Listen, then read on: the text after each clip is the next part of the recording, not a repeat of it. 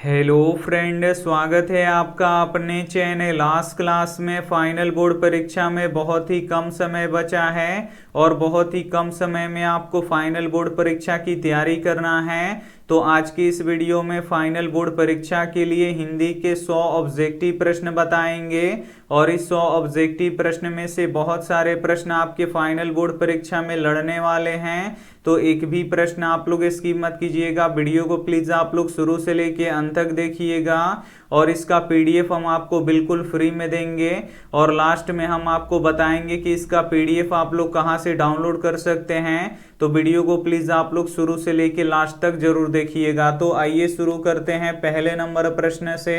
तो पहला नंबर प्रश्न है कि मीनाक्षी मंदिर कहाँ स्थित है। यहाँ पे आपको बताना है कि मीनाक्षी मंदिर कहाँ स्थित है। तो मीनाक्षी मंदिर तमिलनाडु में स्थित है, इसे आपको याद रखना है। यहाँ पे बी वाला ऑप्शन बिल्कुल ही सही हो जाएगा। आइए देखते हैं अगला प्रश्न, दो नंबर प्रश्न है कि काशी किसकी पाठशाला है। यहाँ पे आपको बताना है कि काशी किसकी पाठशाला है। तो जो काशी है ये संस्कृति की पाठशाला है। यहाँ पे ए वाला ऑप्शन बिल्कुल ही सही हो जाएगा। ये देखते हैं अगला प्रश्न, तीन नंबर प्रश्न है कि ननकाना साहब का संबंध किससे है। यहाँ पे आपको बताना है कि ननकाना साहब का संबंध किससे है। तो गुरु नानक जी से है। यहाँ पे ए वाला ऑप्शन बिल्कुल ही सही हो जाएगा। ये देखते हैं अगला प्रश्न, चार नंबर प्रश्न है कि लौट कर आऊंगा फिर पाठ कौन सी विधा है। यहाँ पे आपको बताना है कि लौट कर आऊंगा फिर पाठ कौन सी विधा है। तो ये कविता है। यहाँ पे ए वाला ऑप्शन बिल्कुल ही सही हो जाएगा। ये देखते हैं अगला प्रश्न, पाँच नंबर प्रश्न है कि मैक्स मूलर कहाँ के विद्वान थे। यहाँ पे आपको बताना है कि मैक्स मूलर कहाँ के विद्वान थे। तो जो मैक्स मूलर थे ये जर्मनी के विद्वान थे। यहाँ पे डी वाला ऑप्शन बिल्कुल ही सही हो जाएगा। ये देखते हैं अगला प्रश्न, छह नंबर प्रश्न है कि कान भरना मुहावरे का सही अर्थ क्या होगा। यहाँ पे आपको बताना है कि कान भरना मुहावरे का सही अर्थ क्या होगा। तो निंदा करना होगा, इसे आपको याद रखना है। यहाँ पे ए वाला ऑप्शन बिल्कुल ही सही हो जाएगा। ये देखते हैं अगला प्रश्न, सात नंबर प्रश्न है कि सेन साहब की कितनी लड़कियां थीं। यहाँ पे आपको बताना है कि सेन साहब की कितनी लड़कियां थीं। तो सेन साहब की 5 लड़कियां थीं। यहाँ पे बी वाला ऑप्शन बिल्कुल ही सही हो जाएगा। ये देखते हैं अगला प्रश्न, 8 नंबर प्रश्न है कि रोन नदी कहाँ स्थित है। यहाँ पे आपको बताना है कि रोन नदी कहाँ स्थित है। तो जो रोन नदी है ये फ्रांस में स्थित है। यहाँ पे बी वाला ऑप्शन बिल्कुल ही सही हो जाएगा। ये देखते हैं अगला प्रश्न, 9 नंबर प्रश्न है कि संतु किसके कारण से कांप रहा था। यहाँ पे आपको बताना है कि संतु किसके कारण से कांप रहा था। तो संतु ठंड के कारण से कांप रहा था। यहाँ पे ए वाला ऑप्शन बिल्कुल ही सही हो जाएगा। ये देखते हैं अगला प्रश्न, 10 नंबर प्रश्न है कि टॉल्स्टॉय कौन थे। यहाँ पे आपको बताना है कि टॉल्स्टॉय कौन थे। तो टॉल्स्टॉय एक रूसी लेखक थे। यहाँ पे ए वाला ऑप्शन बिल्कुल ही सही हो जाएगा। ये देखते हैं अगला प्रश्न, 11 नंबर प्रश्न है कि 3 बेटों की माँ कौन थी। यहाँ पे आपको बताना है कि 3 बेटों की माँ कौन थी। तो सीता थी। यहाँ पे बी वाला ऑप्शन बिल्कुल ही सही हो जाएगा। ये देखते हैं अगला प्रश्न, 12 नंबर प्रश्न है कि घानानंद ने किस मार्ग को अत्यंत सीधा व सरल कहा है। तो घानानंद ने प्रेम मार्ग को अत्यंत सीधा व सरल कहा है। यहाँ पे बी वाला ऑप्शन बिल्कुल ही सही हो जाएगा। ये देखते हैं अगला प्रश्न, 13 नंबर प्रश्न है कि कवि के अनुसार जनतंत्र के देवता कौन है। यहाँ पे आपको बताना है कि कवि के अनुसार जनतंत्र के देवता कौन है। तो किसान मजदूर हैं। यहाँ पे सी वाला ऑप्शन बिल्कुल ही सही हो जाएगा। ये देखते हैं अगला प्रश्न, 14 नंबर प्रश्न है कि कुमार गंधर्व क्या है। यहाँ पे आपको बताना है कि कुमार गंधर्व क्या है। तो ये शास्त्रीय गायक है। यहाँ पे बी वाला ऑप्शन बिल्कुल ही सही हो जाएगा। ये देखते हैं अगला प्रश्न, 15 नंबर प्रश्न है कि गुरु कृपा की महत्ता का वर्णन किसने किया है। यहाँ पे आपको बताना है कि गुरु कृपा की महत्ता का वर्णन किसने किया है। तो गुरु नानक जी ने किया है। यहाँ पे सी वाला ऑप्शन बिल्कुल ही सही हो जाएगा। आइए देखते हैं अगला प्रश्न 16 नंबर प्रश्न है कि एक वृक्ष की हत्या किस काव्य संग्रह से संकलित है। यहाँ पे आपको बताना है कि एक वृक्ष की हत्या किस काव्य संग्रह से संकलित है, तो इन्हीं दिनों से संकलित है। यहाँ पे ए वाला ऑप्शन बिल्कुल ही सही हो जाएगा। ये देखते हैं अगला प्रश्न 17 नंबर प्रश्न है कि मंगू को लोग कहाँ भर्ती करने की सलाह दिए। यहाँ पे आपको बताना है कि मंगू को लोग कहाँ भर्ती करने की सलाह दिए, तो अस्पताल में भर्ती करने की सलाह दिए। यहाँ पे डी वाला ऑप्शन बिल्कुल ही सही हो जाएगा। ये देखते हैं अगला प्रश्न 18 नंबर प्रश्न है कि अशोक वाजपेयी लाशत्रुज में कितने दिनों तक रहे। यहाँ पे आपको बताना है कि अशोक वाजपेयी लाशत्रुज में कितने दिनों तक रहे, तो 19 दिनों तक रहे। यहाँ पे ए वाला ऑप्शन बिल्कुल ही सही हो जाएगा। ये देखते हैं अगला प्रश्न 19 नंबर प्रश्न है कि मुंडा किस देश की जाति है। यहाँ पे आपको बताना है कि मुंडा किस देश की जाति है, तो मुंडा भारत की जाति है। यहाँ पे बी वाला ऑप्शन बिल्कुल ही सही हो जाएगा। ये देखते हैं अगला प्रश्न 20 नंबर प्रश्न है कि रसखान दिल्ली के बाद कहाँ चले गए। यहाँ पे आपको बताना है कि रसखान दिल्ली के बाद कहाँ चले गए, तो ब्रजभूमि चले गए। यहाँ पे बी वाला ऑप्शन बिल्कुल ही सही हो जाएगा। ये देखते हैं अगला प्रश्न 21 नंबर प्रश्न है कि उर्वशी किनकी कृति है। यहाँ पे आपको बताना है कि उर्वशी किनकी कृति है, तो दिनकर की कृति है। इसे आपको याद रखना है। यहाँ पे बी वाला ऑप्शन बिल्कुल ही सही हो जाएगा। ये देखते हैं अगला प्रश्न 22 नंबर प्रश्न है कि बाबा साहेब भीमराव अंबेडकर का जन्म कहाँ हुआ था। यहाँ पे आपको बताना है कि बाबा साहेब भीमराव अंबेडकर का जन्म कहाँ हुआ था, तो मध्य प्रदेश में हुआ था। यहाँ पे बी वाला ऑप्शन बिल्कुल ही सही हो जाएगा। ये देखते हैं अगला प्रश्न 23 नंबर प्रश्न है कि अहिंसा दिवस किस दिन को मनाया जाता है। यहाँ पे आपको बताना है कि अहिंसा दिवस किस दिन को मनाया जाता है, तो ये 2 अक्टूबर को मनाया जाता है। यहाँ पे सी वाला ऑप्शन बिल्कुल ही सही हो जाएगा। ये देखते हैं अगला प्रश्न 24 नंबर प्रश्न है कि झोपड़ी और महल की लड़ाई में अक्सर कौन जीतता है। यहाँ पे आपको बताना है कि झोपड़ी और महल की लड़ाई में अक्सर कौन जीतता है, तो महल वाले जीतते हैं। यहाँ पे ए वाला ऑप्शन बिल्कुल ही सही हो जाएगा। ये देखते हैं अगला प्रश्न 25 नंबर प्रश्न है कि नाखून किसका प्रतीक है। यहाँ पे आपको बताना है कि नाखून किसका प्रतीक है, तो जो नाखून है ये पशुता का प्रतीक है। यहाँ पे डी वाला ऑप्शन बिल्कुल ही सही हो जाएगा। ये देखते हैं अगला प्रश्न 26 नंबर प्रश्न है कि किशोर से मार खाने के बाद बहादुर, तो किशोर से मार खाने के बाद बहादुर चुपचाप कोने में खड़ा हो जाता था। यहाँ पे सी वाला ऑप्शन बिल्कुल ही सही हो जाएगा। ये देखते हैं अगला प्रश्न 27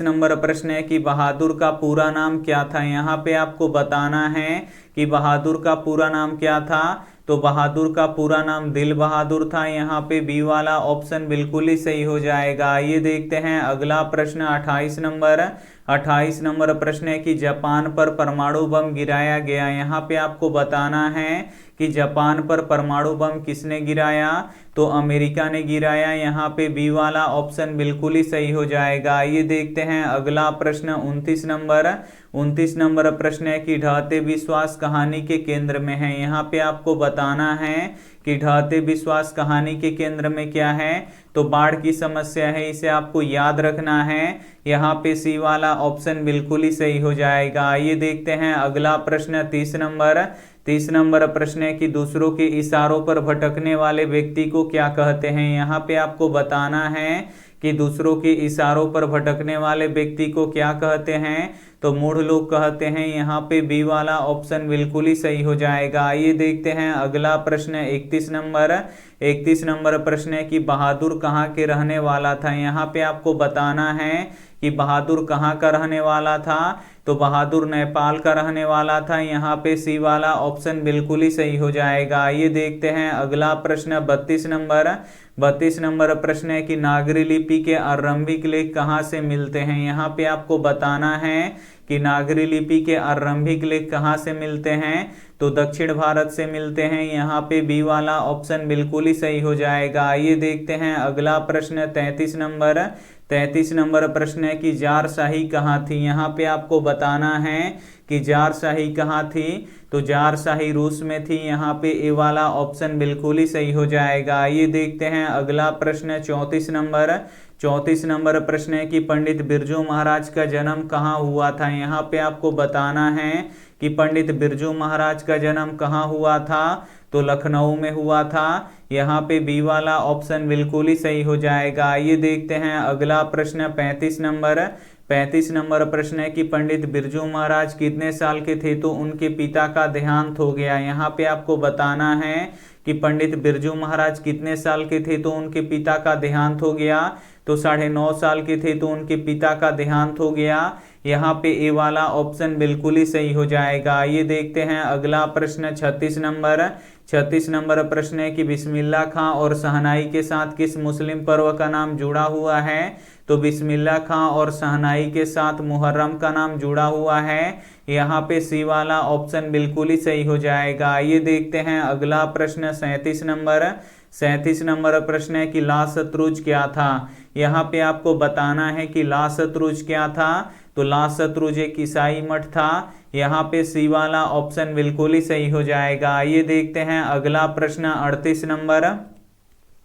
38 नंबर प्रश्न है कि लेखक अपने पिता से क्या मांगना चाहता था। यहाँ पे आपको बताना है कि लेखक अपने पिता से क्या मांगना चाहता था, तो मछली मांगना चाहता था। यहाँ पे डी वाला ऑप्शन बिल्कुल ही सही हो जाएगा। ये देखते हैं अगला प्रश्न 39 नंबर प्रश्न है कि सत्य के साथ मेरा प्रयोग किसकी रचना है। यहाँ पे आपको बताना है कि सत्य के साथ मेरा प्रयोग किसकी रचना है, तो महात्मा गांधी जी की रचना है। यहाँ पे सी वाला ऑप्शन बिल्कुल ही सही हो जाएगा। ये देखते हैं अगला प्रश्न 40 नंबर प्रश्न है कि गांधी जी के जन्म दिवस को किस रूप में मनाया जाता है। यहाँ पे आपको बताना है कि गांधी जी के जन्म दिवस को किस रूप में मनाया जाता है, तो अहिंसा दिवस के रूप में मनाया जाता है। यहाँ पे बी वाला ऑप्शन बिल्कुल ही सही हो जाएगा। ये देखते हैं अगला प्रश्न 41 नंबर प्रश्न है कि एक वृक्ष की हत्या में कवि किसे बचाने की बात करता है।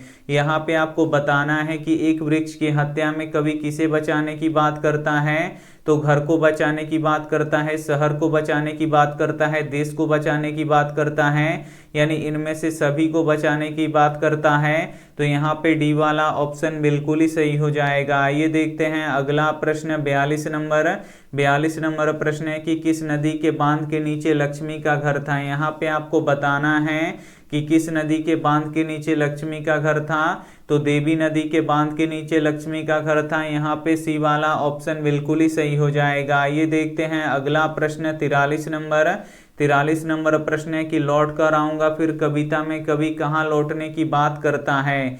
यहाँ पे आपको बताना है कि लौट कर आऊंगा फिर कविता में कवि कहाँ लौटने की बात करता है, तो कवि बंगाल में लौटने की बात करता है। यहाँ पे बी वाला ऑप्शन बिल्कुल ही सही हो जाएगा। ये देखते हैं अगला प्रश्न 44 नंबर प्रश्न है कि मंगमा का अपनी बहू से किसको लेकर विवाद था। यहाँ पे आपको बताना है कि मंगमा का अपनी बहू से लेकर किसको विवाद था, तो पोते को लेकर विवाद था। यहाँ पे बी वाला ऑप्शन बिल्कुल ही सही हो जाएगा। ये देखते हैं अगला प्रश्न 45 नंबर प्रश्न है कि कौन लालची और लंपट किस्म का आदमी था, तो जो रंगपा था ये लालची और लंपट किस्म का आदमी था। यहाँ पे सी वाला ऑप्शन बिल्कुल ही सही हो जाएगा। ये देखते हैं अगला प्रश्न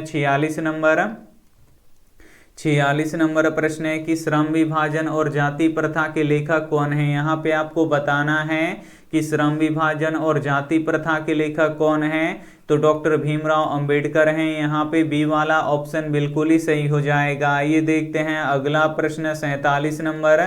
47 नंबर प्रश्न है कि प का उच्चारण स्थान क्या है। तो प का उच्चारण स्थान ओठ है, इसे आपको याद रखना है। यहाँ पे बी वाला ऑप्शन बिल्कुल ही सही हो जाएगा। आइए देखते हैं अगला प्रश्न 48 नंबर।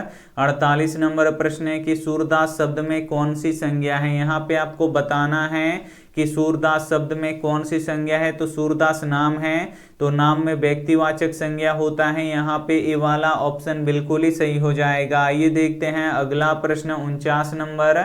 49 नंबर प्रश्न है कि रोन नदी कहाँ स्थित है। तो रोन नदी फ्रांस में स्थित है। यहाँ पे ए वाला ऑप्शन बिल्कुल ही सही हो जाएगा। आइए देखते हैं अगला प्रश्न 50 नंबर। 50 नंबर प्रश्न है कि भीमराव अंबेडकर अपना प्रेरणा स्रोत किसे मानते थे। यहाँ पे आपको बताना है कि भीमराव अंबेडकर अपना प्रेरणा स्रोत किसे मानते थे। तो भगवान बुद्ध को भी मानते थे, कबीर दास को भी मानते थे, ज्योतिबा फूले को भी मानते थे, यानी इनमें से सभी को मानते थे। तो यहाँ पे डी वाला ऑप्शन बिल्कुल ही सही हो जाएगा। फाइनल बोर्ड परीक्षा के लिए हिंदी के 100 ऑब्जेक्टिव प्रश्न बताएंगे और इस 100 ऑब्जेक्टिव प्रश्न में से बहुत सारे प्रश्न आपके फाइनल बोर्ड परीक्षा में लड़ने वाले हैं। तो एक भी प्रश्न आप लोग स्किप मत कीजिएगा। वीडियो को प्लीज आप लोग शुरू से लेके अंत तक देखिएगा और इसका पीडीएफ हम आपको बिल्कुल फ्री में देंगे और लास्ट में हम आपको बताएंगे कि इसका पीडीएफ आपको कहां से डाउनलोड करना है। आइए देखते हैं अगला प्रश्न 51 नंबर। 51 नंबर प्रश्न है कि निर्लज अपराधी किसे कहा गया है। तो निर्लज अपराधी नाखून को कहा गया है, इसे आपको याद रखना है। यहाँ पे ए वाला ऑप्शन बिल्कुल ही सही हो जाएगा। आइए देखते हैं अगला प्रश्न 52 नंबर। 52 नंबर प्रश्न है कि भारत में जाति प्रथा का मुख्य कारण क्या है। यहाँ पे आपको बताना है कि भारत में जाति प्रथा का मुख्य कारण क्या है। तो बेरोजगारी है। यहाँ पे सी वाला ऑप्शन बिल्कुल ही सही हो जाएगा। आइए देखते हैं अगला प्रश्न 53 नंबर। 53 नंबर प्रश्न है कि सच्चा भारत कहाँ बसता है। यहाँ पे आपको बताना है कि सच्चा भारत कहाँ बसता है। तो जो सच्चा भारत होता है ये गांव में बसता है। यहाँ पे सी वाला ऑप्शन बिल्कुल ही सही हो जाएगा। आइए देखते हैं अगला प्रश्न 54 नंबर। 54 नंबर प्रश्न है कि अंबेडकर के अनुसार भाईचारे का वास्तविक रूप है। तो अंबेडकर के अनुसार भाईचारे का वास्तविक रूप दूध पानी के मिश्रण की तरह है। यहाँ पे बी वाला ऑप्शन बिल्कुल ही सही हो जाएगा। आइए देखते हैं अगला प्रश्न 55 नंबर। 55 नंबर प्रश्न है कि किस देश के लोग बड़े बड़े नख पसंद करते थे। यहाँ पे आपको बताना है कि किस देश के लोग बड़े बड़े नख पसंद करते थे। तो गौड़ देश के लोग बड़े बड़े नख पसंद करते थे। यहाँ पे ए वाला ऑप्शन बिल्कुल ही सही हो जाएगा। आइए देखते हैं अगला प्रश्न 56 नंबर। 56 नंबर प्रश्न है कि प्राचीन मानव का प्रमुख अस्त्र शस्त्र था। यहाँ पे आपको बताना है कि प्राचीन मानव का प्रमुख अस्त्र शस्त्र था। तो नाखून था, इसे आपको याद रखना है। यहाँ पे बी वाला ऑप्शन बिल्कुल ही सही हो जाएगा। आइए देखते हैं अगला प्रश्न 57 नंबर। 57 नंबर प्रश्न है कि लेखक के शब्द का स्त्रीलिंग क्या होगा। यहाँ पे आपको बताना है कि लेखक शब्द का स्त्रीलिंग क्या होगा। तो लेखिका होगा। यहाँ पे बी वाला ऑप्शन बिल्कुल ही सही हो जाएगा। आइए देखते हैं अगला प्रश्न 58 नंबर। 58 नंबर प्रश्न है कि दारिश क्या है। तो दारिश सोने के सिक्के हैं, इसे आपको याद रखना है। यहाँ पे ए वाला ऑप्शन बिल्कुल ही सही हो जाएगा। आइए देखते हैं अगला प्रश्न 59 नंबर। 59 नंबर प्रश्न है कि मैक्स मूलर के अनुसार सर्वाधिक संपदा और प्राकृतिक सौंदर्य से परिपूर्ण कौन सा देश है। यहाँ पे आपको बताना है कि मैक्स मूलर के अनुसार सर्वाधिक संपदा और प्राकृतिक सौंदर्य से परिपूर्ण कौन सा देश है। तो अपना देश भारत है। यहाँ पे ए वाला ऑप्शन बिल्कुल ही सही हो जाएगा। आइए देखते हैं अगला प्रश्न 60 नंबर। 60 नंबर प्रश्न है कि पिताजी किससे नाराज थे। यहाँ पे आपको बताना है कि पिताजी किससे नाराज थे। तो पिताजी दीदी से नाराज थे। यहाँ पे सी वाला ऑप्शन बिल्कुल ही सही हो जाएगा। आइए देखते हैं अगला प्रश्न 61 नंबर। 61 नंबर प्रश्न है कि हिरोशिमा कहाँ स्थित है। यहाँ पे आपको बताना है कि हिरोशिमा कहाँ स्थित है। तो जो हिरोशिमा है ये जापान में स्थित है। यहाँ पे डी वाला ऑप्शन बिल्कुल ही सही हो जाएगा। आइए देखते हैं अगला प्रश्न 62 नंबर।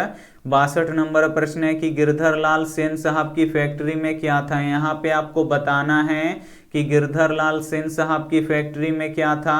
तो किरानी था। यहाँ पे ए वाला ऑप्शन बिल्कुल ही सही हो जाएगा। आइए देखते हैं अगला प्रश्न 63 नंबर प्रश्न है कि विशाल भारत में किस चीज की खान है। यहाँ पे आपको बताना है कि विशाल भारत में किस चीज का खान है, तो कोयले का खान है। यहाँ पे सी वाला ऑप्शन बिल्कुल ही सही हो जाएगा। आइए देखते हैं अगला प्रश्न 64 नंबर प्रश्न है कि मदन किसका बेटा है। तो जो मदन है ये गिरधर लाल का बेटा है। यहाँ पे बी वाला ऑप्शन बिल्कुल ही सही हो जाएगा। आइए देखते हैं अगला प्रश्न 65 नंबर प्रश्न है कि सेन साहब अपने बेटा खोखा को क्या बनाना चाहते थे। यहाँ पे आपको बताना है कि सेन साहब अपने बेटे खोखा को क्या बनाना चाहते थे, तो इंजीनियर बनाना चाहते थे।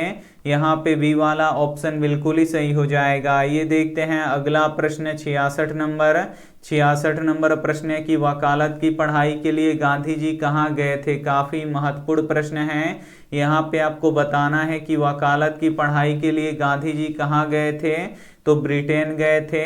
यहाँ पे बी वाला ऑप्शन बिल्कुल ही सही हो जाएगा। ये देखते हैं अगला प्रश्न 67 नंबर प्रश्न है कि उगते सूरज के देश किस देश को कहा जाता है। यहाँ पे आपको बताना है कि उगते सूरज का देश किस देश को कहा जाता है, तो जापान को कहा जाता है। यहाँ पे डी वाला ऑप्शन बिल्कुल ही सही हो जाएगा। ये देखते हैं अगला प्रश्न 68 नंबर प्रश्न है कि निम्न में से हरफ का पर्यायवाची शब्द है। यहाँ पे आपको बताना है कि हरफ का पर्यायवाची शब्द कौन सा है, तो अक्षर है, इसे आपको याद रखना है।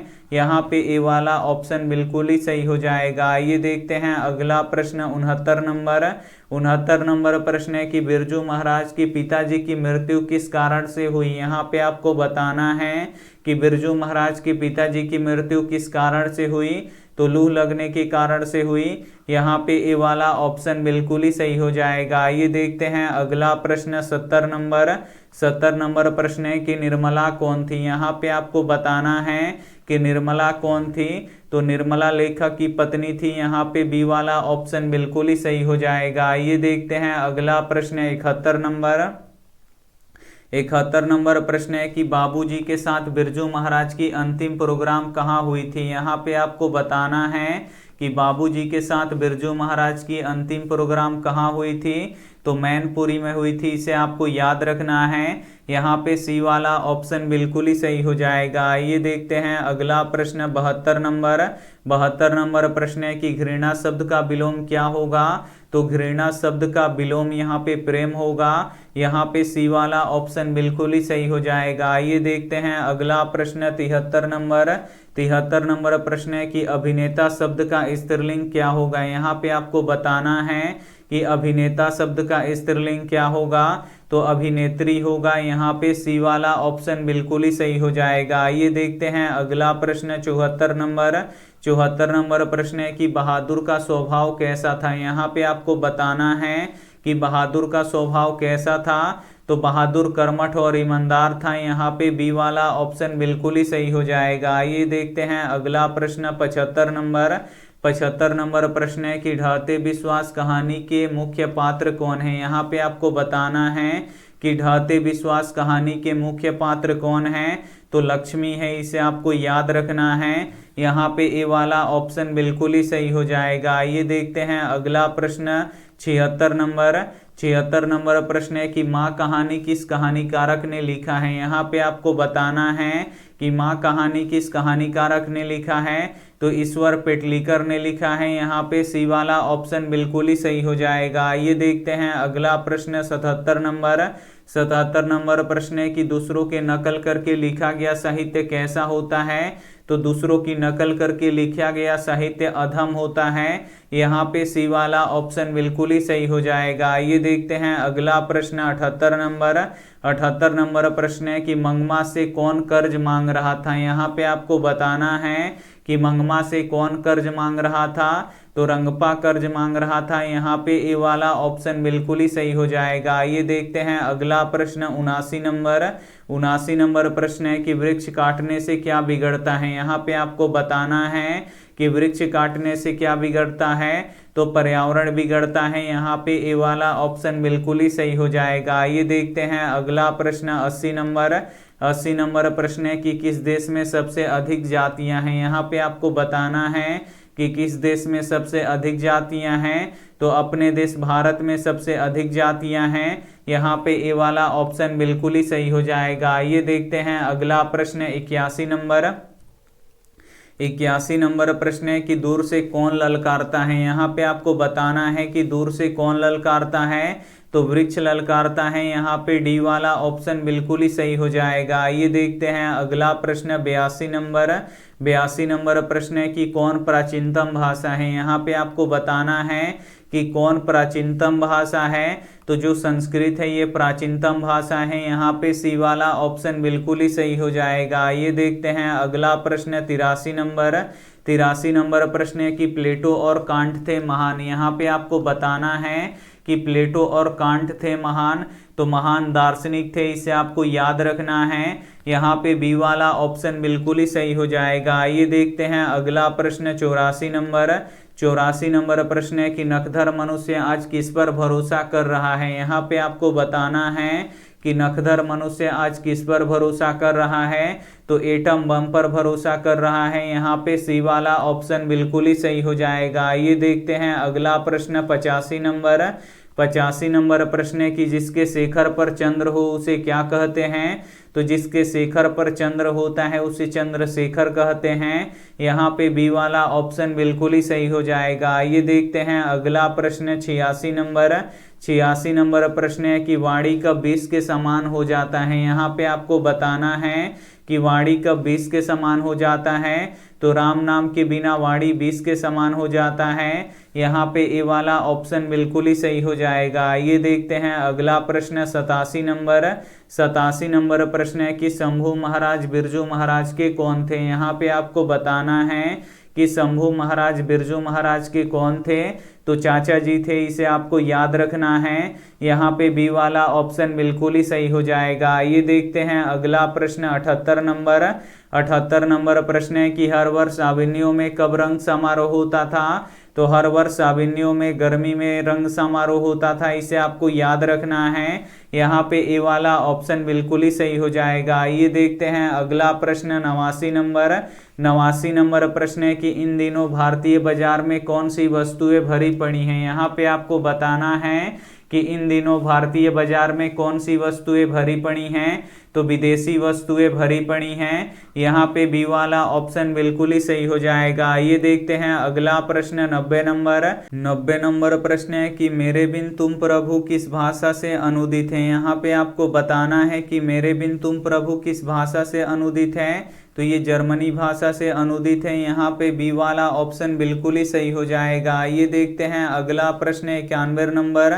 91 नंबर प्रश्न है कि प्रेमधन अपना आदर्श किसे मानते हैं। यहाँ पे आपको बताना है कि प्रेमधन अपना आदर्श किसे मानते हैं। तो भारतेंदु हरिश्चंद्र को मानते हैं। यहाँ पे डी वाला ऑप्शन बिल्कुल ही सही हो जाएगा। ये देखते हैं अगला प्रश्न 92 नंबर। 92 नंबर प्रश्न है कि भारत माँ के श्रेष्ठ मुख की तुलना कवि ने किससे किया है। यहाँ पे आपको बताना है कि भारत माँ के श्रेष्ठ मुख की तुलना कवि ने किससे किया है। तो छाया युक्त चंद्र से किया है। यहाँ पे डी वाला ऑप्शन बिल्कुल ही सही हो जाएगा। ये देखते हैं अगला प्रश्न 93 नंबर। 93 नंबर प्रश्न है कि मिट्टी की अबोध मूर्ति कौन है। यहाँ पे आपको बताना है कि मिट्टी की अबोध मूर्ति कौन है। तो जनता है। यहाँ पे बी वाला ऑप्शन बिल्कुल ही सही हो जाएगा। ये देखते हैं अगला प्रश्न 94 नंबर। 94 नंबर प्रश्न है कि गरीब बस्तियों में क्या हुआ। यहाँ पे आपको बताना है कि गरीब बस्तियों में क्या हुआ। तो धमाके से देवी जागरण हुआ। यहाँ पे सी वाला ऑप्शन बिल्कुल ही सही हो जाएगा। ये देखते हैं अगला प्रश्न 95 नंबर। 95 नंबर प्रश्न है कि जो कुछ नहीं जानता उसे क्या कहते हैं। तो उसे अज्ञ कहते हैं। यहाँ पे सी वाला ऑप्शन बिल्कुल ही सही हो जाएगा। ये देखते हैं अगला प्रश्न 96 नंबर। 96 नंबर प्रश्न है कि आंख लाल पीला करना मुहावरे का सही अर्थ क्या होगा। यहाँ पे आपको बताना है कि आंख लाल पीला करना मुहावरे का सही अर्थ क्या होगा। तो गुस्सा होना होगा, इसे आपको याद रखना है। यहाँ पे ए वाला ऑप्शन बिल्कुल ही सही हो जाएगा। ये देखते हैं अगला प्रश्न 97 नंबर। 97 नंबर प्रश्न है कि मदन ने कासू के कितने दांत तोड़े। यहाँ पे आपको बताना है कि मदन ने कासू के कितने दांत तोड़े, तो 2 दांत तोड़े। यहाँ पे ए वाला ऑप्शन बिल्कुल ही सही हो जाएगा। ये देखते हैं अगला प्रश्न 98 नंबर प्रश्न है कि कवि ने माली मालिन किसे कहा है। यहाँ पे आपको बताना है कि कवि ने माली मालिन किसे कहा है, तो राधा कृष्णा को कहा है। यहाँ पे सी वाला ऑप्शन बिल्कुल ही सही हो जाएगा। ये देखते हैं अगला प्रश्न 99 नंबर प्रश्न है कि नौबत खाने में इबादत साहित्य की कौन सी विधा है। यहाँ पे आपको बताना है कि नौबत खाने में इबादत साहित्य की कौन सी विधा है, तो ये व्यक्ति चित्र है। यहाँ पे सी वाला ऑप्शन बिल्कुल ही सही हो जाएगा। ये देखते हैं अंतिम प्रश्न 100 नंबर प्रश्न है कि जो ईश्वर में विश्वास करता है उसे क्या कहते हैं। यहाँ पे आपको बताना है कि जो ईश्वर में विश्वास करता है उसे क्या कहते हैं, तो उसे आस्तिक कहते हैं। यहाँ पे बी वाला ऑप्शन बिल्कुल ही सही हो जाएगा। और ये रहा आपके लिए होमवर्क प्रश्न। इसका जवाब आपको कमेंट बॉक्स में देना है कि पंडित बिरजू महाराज लखनऊ घराने के किस पीढ़ी के कलाकार थे। ए ऑप्शन है 6ठी पीढ़ी के, बी ऑप्शन है 7वीं पीढ़ी के, सी ऑप्शन है 8वीं पीढ़ी के, डी ऑप्शन है 9वीं पीढ़ी के। तो जो भी ऑप्शन आपको सही लगे वो आप हमें कमेंट करके जरूर बताइएगा। अब हम इसका बताएंगे कि इसका पीडीएफ आप लोग कहाँ से डाउनलोड कर सकते हैं। तो सभी के फोन में होता है क्रोम, तो सबसे पहले आपको क्रोम को ओपन कर लेना है और यहाँ पे जो ये सर्च बॉक्स होता है इसमें आपको लिखना है आस्क क्लास। तो हम यहाँ पे लिख देते हैं ASK और फिर CLASS। यहाँ पे हम आस्क क्लास लिख के सर्च कर देंगे और जैसे ही सर्च करेंगे यहाँ पे देखिए लिखा हुआ आ जाएगा यहाँ पे आस्क क्लास। तो यहाँ पे आपको क्या करना है कि आस्क क्लास पे आपको टिक कर देना है, यानी दबा देना है। जैसे ही यहाँ पे आस्क क्लास पे क्लिक कीजिएगा आप हमारे ऑफिशियल वेबसाइट पे आ जाइएगा। ये रहा हमारा ऑफिशियल वेबसाइट और यहाँ से आप लोग टेस्ट लगा सकते हैं। इस पे आप लोग क्लिक कीजिएगा तो यहाँ पे टेस्ट आता है। यहाँ पे देखिए 19 जनवरी का यहाँ पे विज्ञान का टेस्ट चल रहा है और यहाँ पे 20 तारीख का भी हम टेस्ट अपलोड कर देंगे। तो यहाँ से आप लोग टेस्ट दे सकते हैं और यहाँ से इसका पीडीएफ आप लोग डाउनलोड कर सकते हैं। तो यहाँ पे देखिए अभी 2 मिनट के अंदर इसका पीडीएफ हम अपलोड करेंगे और यहाँ पे बहुत सारा पीडीएफ है, यहाँ से आप लोग डाउनलोड कर सकते हैं बिल्कुल फ्री में। तो आप लोग पीडीएफ आप लोग जरूर डाउनलोड करिए। और यहाँ पे आपको अगर क्वेश्चन बैंक पढ़ना है तो यहाँ से आप लोग क्वेश्चन बैंक पढ़ सकते हैं सभी विषयों का और यहाँ से ऑब्जेक्टिव क्वेश्चन पढ़ सकते हैं। और यहाँ पे देखिए बहुत सारा यहाँ पे इस रिवीजन के लिए वेबसाइट काफ़ी महत्वपूर्ण है, तो आप लोग पढ़ सकते हैं। Thank you for watching. मिलते हैं अगले वीडियो में, तब तक अपना ध्यान रखिए, मन लगा के पढ़ाई कीजिए। Take care and bye.